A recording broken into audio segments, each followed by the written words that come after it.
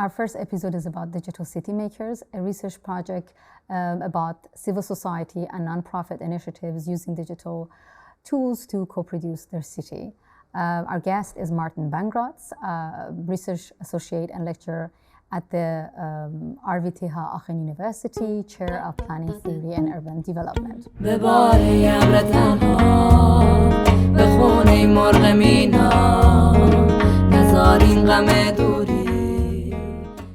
Hi Martin, thank you so much for being our guest for our first episode.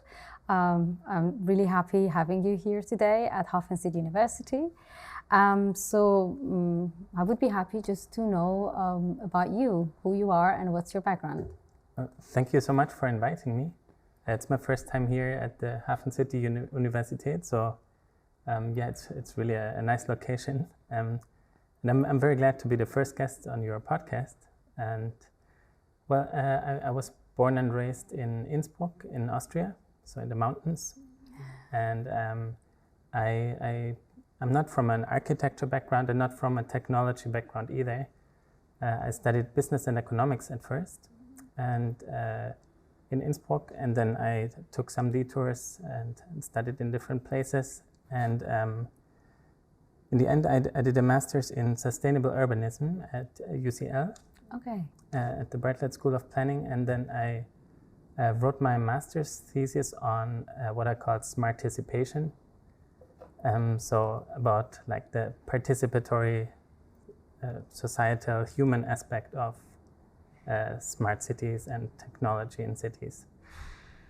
And then that also led me a few years later to where I work now at the RWTH Aachen University at the chair of Planning Theory and Urban Development with Agnes Förster, and from the beginning we talked about my research ideas, and so now I'm also doing this for my dissertation project about what I call digital city making. Yeah, exactly. So interesting. So tell us a little bit about Digital City Makers, the research project that you are now part of. Yeah, so as I said, it's my my dissertation research, and I started this with some exploratory research around 2019 or 2018 when I started this position, and it's getting more and more concrete. But basically, I'm interested in what civil society actors are doing with data in the city. Mm-hmm. And that's the summary. Okay, and city makers in general, city makers, civil society can be city makers, citizen can be city makers, private companies, public authority, and you use digital city makers. I would like to know how you define city makers in your work in terms of conceptual framework, and how was the role of agency and spatial power in that definition? Yeah, that's a good place to start. So city making, I basically translated from the German Stadtmacher. Exactly. So that's where it comes from. I didn't really find an equivalent in English, but they've always been active in cities. So it's not tied to data or technology. But it's you could also include things like grassroots urbanism that you wrote about, or DIY urbanism or tactical urbanism. So all these concepts I see as part of this, but it's more about collaborative urban development. So to see citizens as potential agents that develop the city, as well as businesses and of course the official planning processes by the municipality. So it's really the interplay of these different groups that I'm also interested in. But in the end, I'm very interested in the grassroots itself, as opposed to the typical smart city paradigm where it's more top down and more led by corporations and governments. Exactly. It's Yeah. very interesting. Yeah, Stadtmacher has this meaning. I mean, I'm still not good that much in German, but even from my perspective, Stadtmacher have this meaning itself. It comes with the right to the city nature in that word, exactly. And then you also have co-creating in your work. And co-creating, for me as urban planner and you, is like a smart cities, like communities, sustainability is a word that being used by different disciplines in different contexts. So when I hear that, I get sensitive and want to know what does it mean exactly. And especially in a digital context, when we say digital city makers doing co-creating, does it mean they're just using digital tools to do the typical co-creating or classical co-creating approach? Or are they doing this co-creating differently in terms of working together, governance, and in terms of seeing a space in a different way, you know? Yeah, that's also a question that that I've been thinking about since the beginning, and I think it can be both. So from what I've observed, or first I sort of imagined, and then we did some exploratory interviews. We started during the pandemic, so also a podcast. And we invited those digital city makers or people who I thought could be examples of these processes.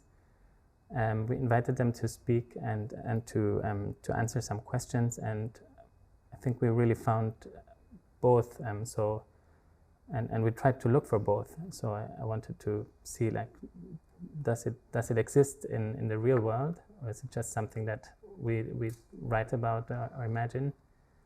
And there are a few examples of so to say, traditional city-making initiatives that use technology for their aims. So the original, it's still a Stadtmacher project, and they just apply digital tools and they use open data for the same processes they did before, or for communication and for sharing their ideas. It's also a main thing that they can do with media and data is just to share knowledge and data that they think is important about their projects or about the neighborhood. So yeah, this initiative in Wuppertal, when the pandemic started, they thought about how they can still provide spaces for people in the city and for culture especially. And since it wasn't possible to meet in person, they started this online platform called Stu.1, so Stu1, like a culture stew for the city. And it was just a streaming platform basically for artists in the cities, and they had people reading books or doing performances, things they would usually do at their campus, and they created this digital platform. So that was an example of them providing infrastructure for other people to do things. So not necessarily creating a space with a fixed purpose, but more like providing infrastructure, providing space offline, and then in this case online. So that's, I thought, was an interesting example. Yeah. But there are others that are purely like, they started purely online, and they maybe don't even have a physical location per se, that I also thought were interesting and I wanted to include in my research. For instance, there's a collaborative map called Wheelmap. I don't know if you know it. Was started by Raoul Krauthausen and his team in Berlin. I haven't known that. And it's about it's a collaborative online map for wheelchair users to mark how accessible a space is. So, for instance, a public space or a cafe, if there's steps, if there's a ramp. And so, on the one hand, people that use wheelchairs can use this to navigate, because they can tell what's a good route to take, where they want to go. And on the other hand, it also puts pressure on the owners of businesses if they see, okay, on the map there's a red dot, so that means my space is not accessible. That puts pressure on them or on public authorities to change something, because this can be used to lobby for long-term change as well. So even though it's a digital initiative, it's a map, it is used to lobby for change, and it can, through this way, transform space.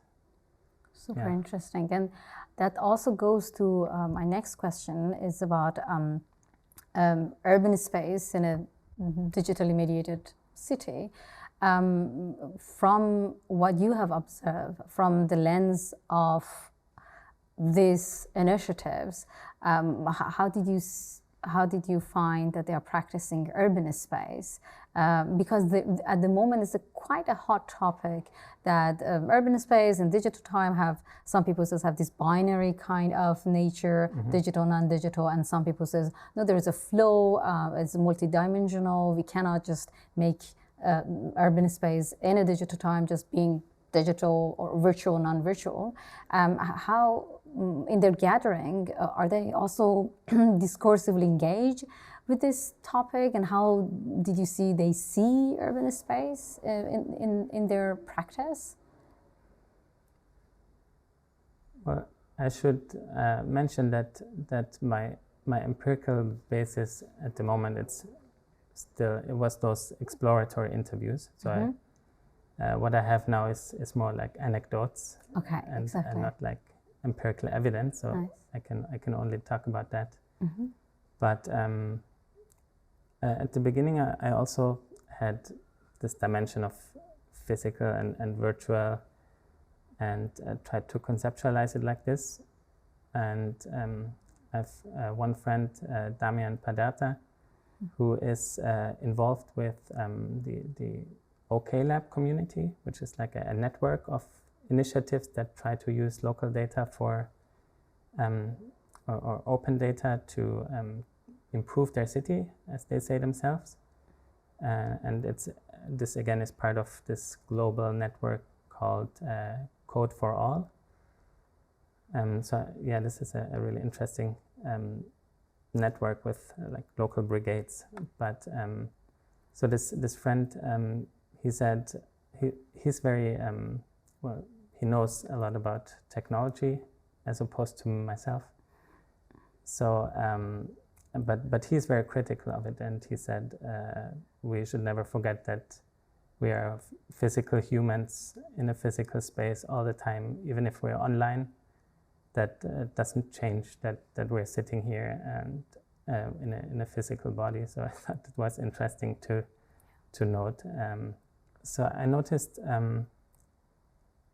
when it comes down to it,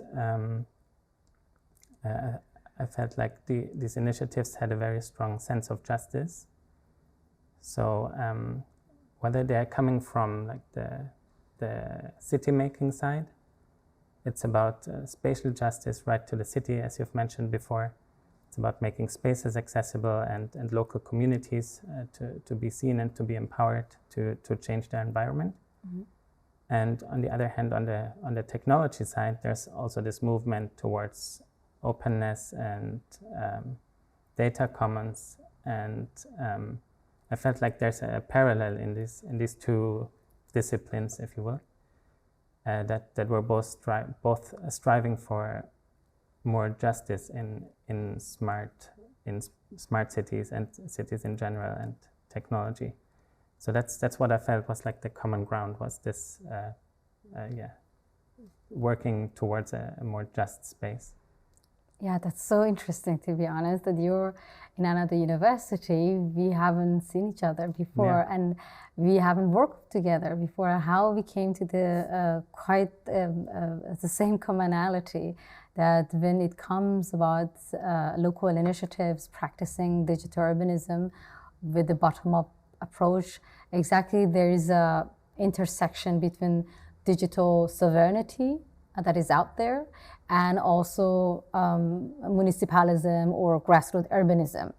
So the rights to the city discourse and sovereignty to the technology come together, and this intersection is what you call a digital city makers. Very interesting. Yeah, that's well put, I think. Yes, it's really interesting. Yeah. Do you have more details to add, or I have one last question. Yes, I don't know if it's the question you wrote down. I didn't quite understand what you mean, but maybe you can explain. Yeah, I just wanted to know how in these years that you're engaged with digital city makers and you're got introduced with initiatives who are practicing that, conceptualizing that, where you stand toward them. How do you see, how do you think would be the future of them? Is there any chance to for them to be part of the mainstream future urbanization? And you know, because at the moment is dominated by tech capitalist model of smart cities. Is there any chance that they get engaged to the mainstream a little bit, or are they going, do you think, stay as the alternative in the niche? Yeah, that's a very interesting question that I've been trying to think about since the beginning as well. And I think it will depend a lot on contexts. So I'm looking at cases across the world, because I think that the context, like the tech ecosystem, the legal framework, and all that can, or the political situation can mean very different things for these initiatives. So in some countries, they might be really underground movements that are opposing the government or trying to, they're more subversive of prevailing powers and things like that. And then in places in Europe, it's much more, it's already very much integrated. There's the Smart City Charta in Germany that calls for grassroots initiatives to be included in the digitalization strategies. So there's already more openness and more exchange than there is in other places. And then some places in Asia, like Taiwan, is a different situation again, or in Japan, where it's very technologically advanced. So I'm also interested in looking at what enables those places to have initiatives, or to support them and to integrate them. And yeah, I think that this will create a more complete picture of what they can contribute to cities in different contexts, and how cities can respond, so how they can fit in with the official planning processes. Very interesting. Yeah, thank you so much. I learned a lot, because I'm still very newbie in the digital urbanism from the local perspective. And thank you so much. And also, I would like just to add, Digital City Makers is the name of your podcast. Well, the podcast is called What Next? That's what we called it. Yeah. No, exactly. It's good to mention. So just to plug our. But when we go to the platform. What Next, it's Digital City Makers. So exactly, yeah. On What Next, we started this because it was in the middle of the pandemic, so we wanted to know what's next. Mm-hmm. And we wanted to speak to experts and people who work in cities. And we started, we were a team of, I think, 5 people at the beginning. And we all had these different segments or a series. Mm-hmm. So my series was called Digital City Makers. And I was able to integrate this with my research and to use podcasting also as a tool to get ahead, even during the pandemic, when doing field work was difficult. But there were other formats where we invited local people from local city administrations to come together from 3 different cities, like the Planungsdezernentinnen from different cities, to get together and talk about questions and more general about change in their cities. So yeah, those were the different platforms, and it's actually this blog and podcast is part of PND, Planung, denken, which is our online magazine. And so we also last year published an issue on digital city making, where we invited different authors to write about this phenomenon or these processes from different perspectives. And we invited people from different disciplines and also initiatives themselves to talk about these experiences. Super interesting. And I invite those who are listening to this episode to also check out the Digital City Makers series in What Next. And thank you so much for being today with us.